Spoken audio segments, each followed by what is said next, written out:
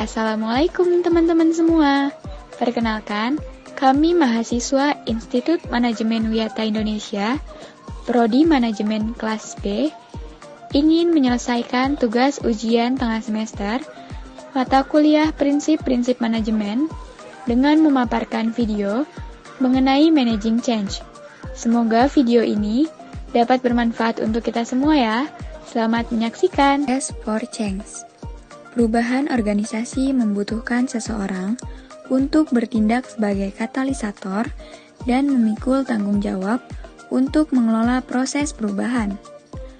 Memulai perubahan di organisasi, pemangku kepentingan dan pemimpin akan memiliki pertanyaan tentang apa yang berubah dan mengapa itu diperlukan.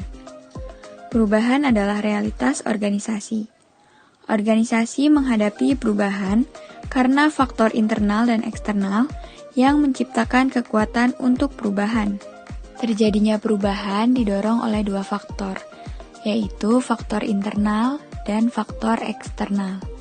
Faktor internal terdiri dari, pertama, strategi organisasi baru, di mana perusahaan kembali memfokuskan strategi untuk meningkatkan pengalaman layanan pelanggan dan menyediakan harga produk yang lebih kompetitif. Kedua, perubahan komposisi tenaga kerja. Kita dapat melihat tantangan yang dihadapi manajer saat mengelola tenaga kerja yang beragam berdasarkan variabel tingkat permukaan. Tantangan utama memerlukan pengaturan perbedaan untuk mempertahankan budaya inklusif yang berfokus pada produktivitas. Ketiga, peralatan baru. Perubahan teknologi sangat mempengaruhi perawatan kesehatan.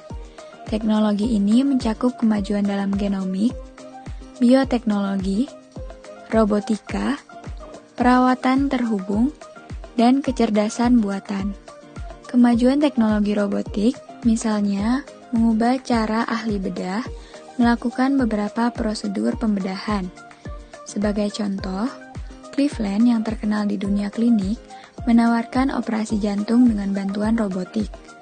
Teknologi ini memungkinkan ahli bedah kardiotoraks menggunakan konsol komputer untuk mengontrol instrumen bedah dan meminimalkan invasi beberapa operasi. Faktor eksternal terdiri dari, pertama, mengubah kebutuhan dan keinginan konsumsi. 2. Undang-undang pemerintah yang baru. 3. Mengubah teknologi. 4. Perubahan pada ekonomi. Nah, selanjutnya ada the change process, di mana perubahan dipandang sebagai gangguan sesekali dalam aliran peristiwa normal. Dalam metafora lain, organisasi itu dipandang sebagai rakit kecil yang mengarungi sungai yang deras dengan jeram air putih yang tak terputus. Dalam metafora jeram air putih, perubahan adalah normal dan diharapkan dan mengelolanya adalah proses yang berkelanjutan. Kedua metafora ini menyajikan pendekatan yang sangat berbeda untuk memahami dan menanggapi perubahan. Jadi, mari kita lihat lebih dekat satu persatu. Nah, yang pertama ada metafora air tenang. Membekukan dapat dianggap sebagai persiapan untuk perubahan yang dibutuhkan. Hal itu dapat dilakukan dengan meningkatkan kekuatan pendorong, yaitu kekuatan yang mendorong perubahan, dengan mengurangi gaya penahan, yang merupakan gaya yang menolak perubahan, atau dengan menggabungkan dua pendekatan.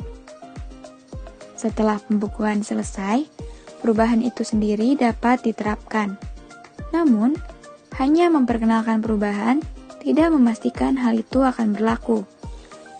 Situasi baru perlu dibekukan kembali agar dapat dipertahankan seiring berjalannya waktu. Kecuali langkah terakhir ini dilakukan, ada kemungkinan besar bahwa karyawan akan kembali ke kondisi equilibrium lama, yaitu cara lama dalam melakukan sesuatu. Maka, tujuan membekukan kembali adalah menstabilkan situasi baru dengan memperkuat perilaku baru. Jadi, proses 3 langkah Lewin memperlakukan perubahan sebagai langkah menjauh dari keadaan equilibrium organisasi saat ini.